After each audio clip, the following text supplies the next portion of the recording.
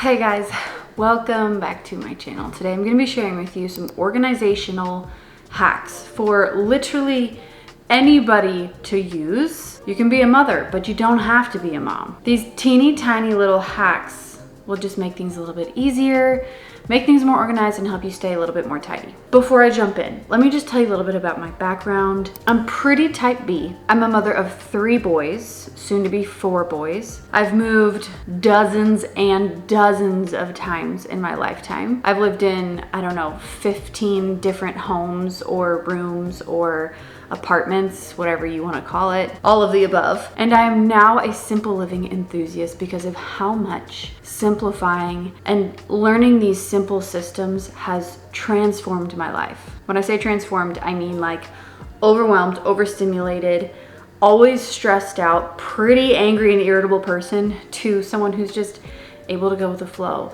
manage things a little bit better, and keep her home a little bit more tidy, especially in these years with littles, okay? I feel like that background is important because I'm not gonna sit here and say, I'm perfect at it.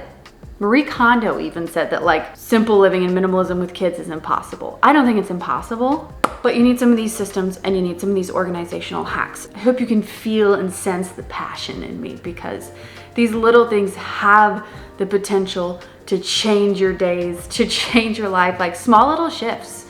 You guys, it's not this massive, huge declutter. It's not this massive diet that's gonna change your life or, like a huge makeover. Those things don't actually create change. It's these small little shifts.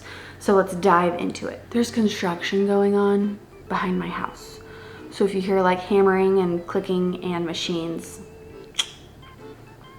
under the sink organization. It's this teeny tiny, well, I wouldn't say it's teeny tiny, but it's pretty small organizer that you can pull out, push back in. It sits on the right side or the left side of your cabinet under the sink. And it has absolutely changed the game for under the sink organization for me and just keeping it tidy. I've known about this product for 4 years, but never purchased it because I didn't think I needed it. And then I just said, okay, new home, let's just try it out. The 2-tier aspect of it is because all these little things, these little trinkets that would just be floating around are now in a safe, contained place. And look at all this open space, this open area. I'm just gonna keep it that way. I don't like clutter. I don't like visual clutter. It definitely affects me. And also for any leaks, any potential yuckiness that can just happen under your sink, I like to keep this space very, very open, airy, and tidy. I would like to think this organizational tool was like $17. Oh, also I put my paper towels on the door. Please don't look at how crooked I put it up, just ignore that. But I put it on the door of the cabinet and that created a lot more space too. Just simple, like guys, it's so easy and so simple. That created a system that I needed and I didn't know I needed. My other sink in our last apartment was just crammed. There was so much stuff in there. When I needed to find something, I had to pull stuff out, find it, put it back. I mean, it was organized because I knew where everything was, but now it's just simple and tidy and organized. Super easy. Get the exact same sock, exact same size, exact same color for each person in your home.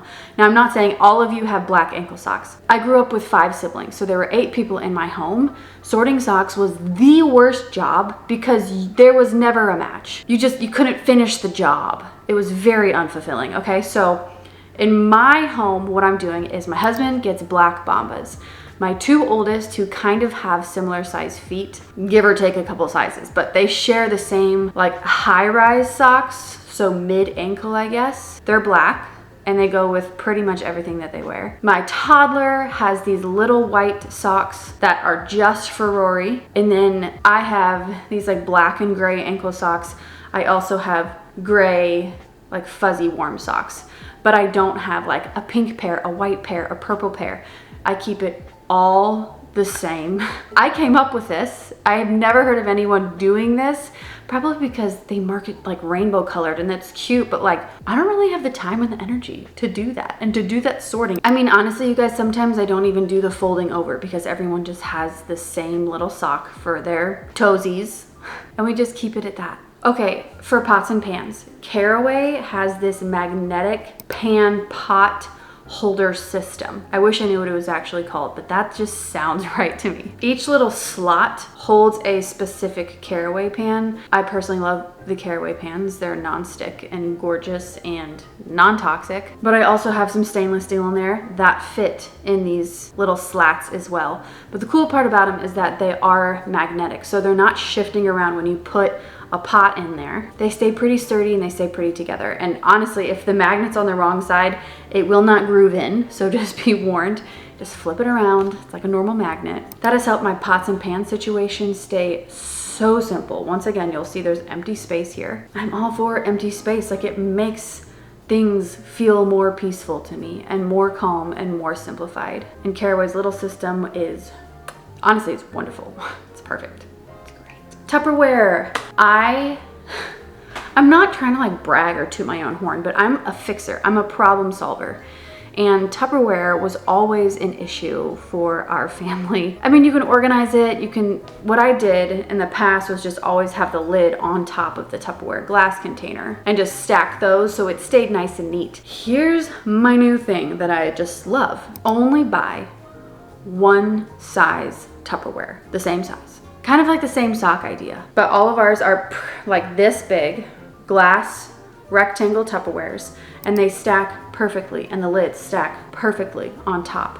We also have small glass rectangle containers. I think we have 2 of those, and those stack perfectly inside the bigger stack of rectangles, and the lids stack perfectly on top of the bigger rectangle lids. The catch is that they do not sell Tupperware like this. They want to entice you with, oh, the mini, the large, the medium size. Make sure you have everything you need. That's just what they do. That's what the culture tells us. We need one of everything just to make sure. But I'm here to say this system will always be organized. It will always be easy to find the Tupperware piece that you need. And you won't have to take up a ton of space in your kitchen to host all of your Tupperware pieces. We have this tiny little section in a cabinet that hosts, I don't know, 10, 12 separate pieces of Tupperware. It's great. Organization tips for makeup. Number 1, like, I don't think I can do this point without saying keep it so simple. My favorite is Araza. That's what I wear in every single video. It's a non-toxic, holistic, delicious, amazing beauty brand. Like, when I take my makeup off, my skin feels healthier.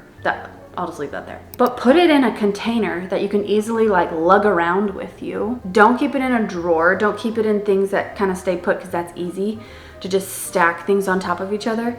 I wouldn't know, I don't know if this is like an organizational tip or just a like simplify it. I promise it'll make your life easier tip. But I can do my makeup here while the boys are eating their breakfast. I can do my makeup in the bathroom in the morning. I can bring it in the car while my husband drives us to church. I just found that keeping my makeup in a basket that I can lug around with me just made it so much easier. And literally I couldn't add more pieces if I wanted to, because it needs to stay simple and it needs to fit in this basket. On a similar subject, jewelry organization. A huge piece of this puzzle is just to keep it simple, know what you like. But I also know a ton of women who love collecting jewelry. They have hand-me-downs, they have heirlooms, they have beautiful pieces. Speaking of fine jewelry, I want to share this brand that I recently found, all right? It's a luxurious, women-owned, high-quality jewelry company that found a way to make these pieces affordable and mom-proof. They're definitely not cheap. You're getting very, very high-quality pieces of jewelry, but very affordable. And I say mom-proof because that's essential to me. You can wear these pieces as you're cleaning up your home, as you're hugging a child, as you're taking them to the creek. They use things like recycled gold and ethically sourced material to design pieces that aren't gonna tarnish, they're not gonna turn your hands green. They're beautiful, they're elegant, and the process at which they make them is very mindful and intentional. So a few of the pieces I wanna highlight are their gold infinity bracelet. I have the tiniest wrists, like I could do that. I have teeny tiny wrists, so bracelets have never been a thing for me because they just don't fit right, or they go up and they go down, they don't just like stay tight. But their bracelet is actually oval shaped. It's really cool and intentional. I've never found a bracelet like this, and it stays on beautifully and it's comfortable. I think I can make the claim that it's the my favorite bracelet that I've ever put on my body, ever worn, ever owned. I also have the gorgeous white sapphire mixed shape hoop earrings. I thought these were so unique. They use lab grown sapphires, so it's much more affordable. And then I have a pair of their simple gold huggies, you guys know.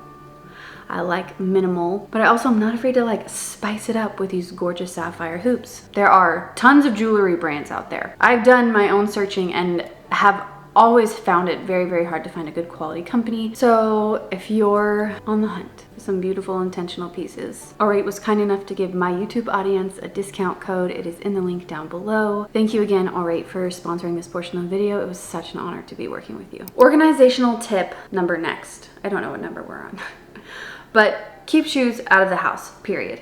Do not bring shoes in the house. We have lived in so many apartments and haven't had the opportunity to keep shoes in the garage. So we just had them right when you walked in.